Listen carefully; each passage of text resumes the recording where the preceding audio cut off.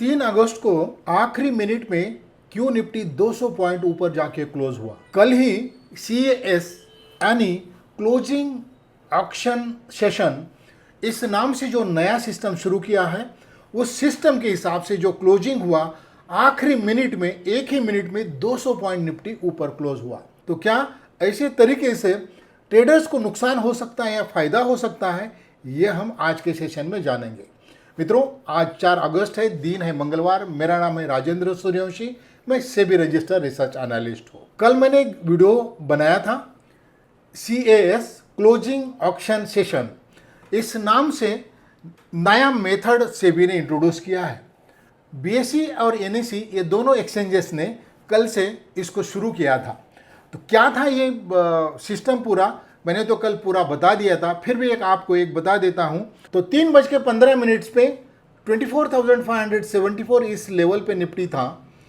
जैसे ही 3:40 पे trading close हुआ, अचानक ये कैंडल 200 पॉइंट ऊपर यानी 24,774 पे जाके क्लोज हुआ।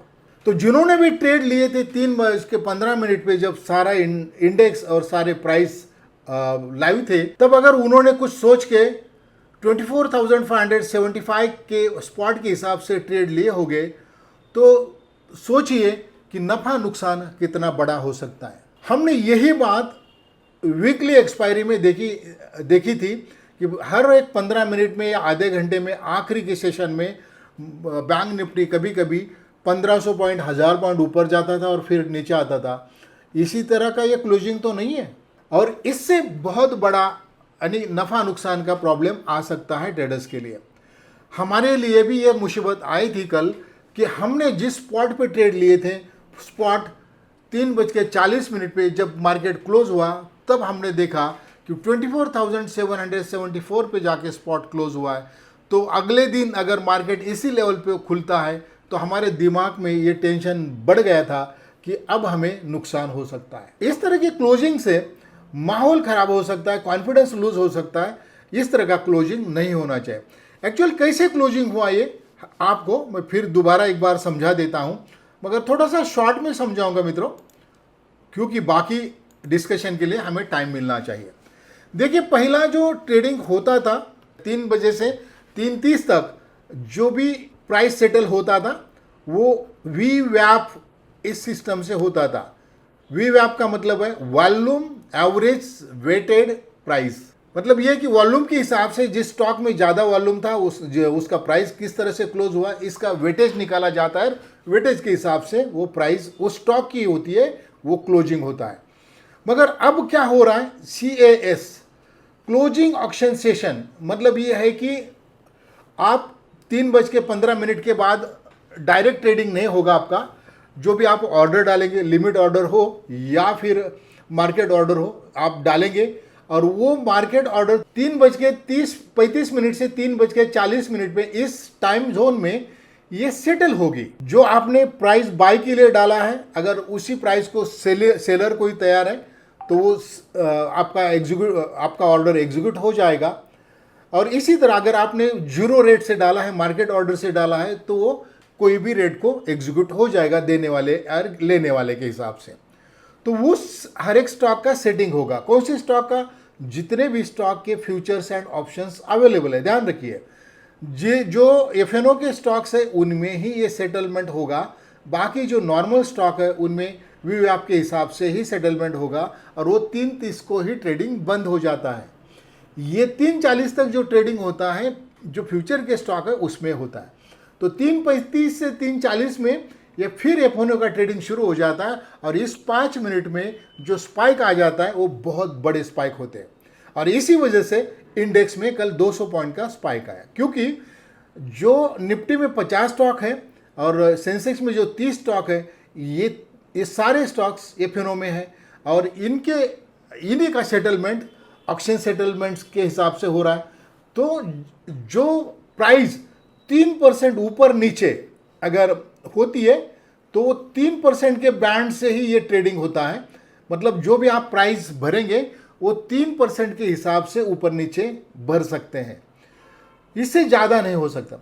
और फिर जब भी मार्केट 3:35 से 3:40 को खुलेगा, अचानक वो प्राइस मैच होगी और उस हिसाब से जो वेटेज होता है निफ्टी में हर एक स्टॉक का, उस हिसाब से पॉइंट बढ़ जाते हैं और इंडेक्स ऊपर नीचे हो जाता है। जैसे कि कल 200 पॉइंट हमने देखा, आज देखेंगे कि क्या होता है।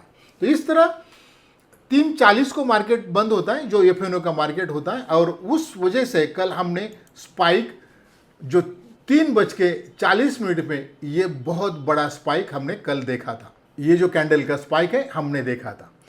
आज मार्केट उससे भी नीचे है, अभी फिलहाल 240 पॉइंट नीचे निफ्टी है और क्लोजिंग कल जैसा ही होगा, मगर आज सबके लिए उत्कंठा का दिन होगा, क्योंकि कल जो चमत्कार हुआ है, क्या आज भी वैसा ही चमत्कार होगा, यही सारे लोग सोचेंगे। तो मैं भी इस चमत्कार को देखने के लिए तैयार हूँ, आप भी तैयार हो जाएं, इसलिए मैंने सुबह सुबह थोड़ा सा जल्दी वीडियो बना के दिया है। फिर भी जो मार्केट नीचे आया है, बैंक निफ्टी 700 पॉइंट है और 270 पॉइंट के आसपास निफ्टी नीचे है, मगर फिर भी जो ब्रेकआउट दिखाई देता है, और जो ब्रेकआउट मैंने बोला है उस व्यूज़ में मेरा कोई चेंज नहीं हुआ मित्रों। अभी भी 9 EMA, 30 EMA, 200 EMA सारे मार्केट के नीचे हैं, कैंडल ऊपर है, और जो 2-4 महीने का जो रेजिस्टेंस था उसको कल मार्केट ने हिट कर दिया है। अब थोड़ा सा 2-4 दिन का कंसोलिडेशन होने के बाद फिर एक बार मोमेंटम निफ्टी में आ सकता है। बैंक निफ्टी का सेम ऐसा ही हाल है। देखिए कि बैंक निफ्टी का भी जो चार्ट है वो सारे मूविंग एवरेज के ऊपर है और सुपर ट्रेंड के ऊपर है, तो बैंक निफ्टी भी मूव होने की तैयारी में। अब सेक्टर्स कौन से अच्छे ये भी मैं बता देता हूँ। मेटल सेक्टर्स है ना मित्रों, मेटल सेक्टर्स में फिर एक बार मोमेंटम आ रहा है और आप उस मेटल सेक्टर्स में इन्वेस्टमेंट कर सकते हैं।